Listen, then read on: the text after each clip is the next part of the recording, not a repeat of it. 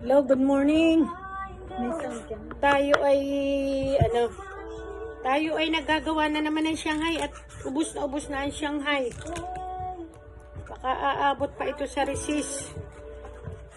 Ubos na yung aming niluto. Talagang ang aking Shanghai ay dinadayo dito sa aking Jollibee store.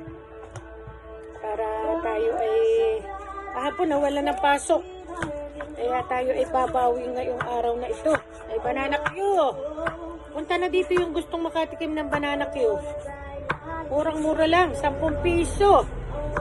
Sa kayo nakakita ng 10 piso lamang na banana Q. Dito lang sa Jollibee store. Madali lang itong magawa ng Shanghai. Bago mag-recess, abot ito.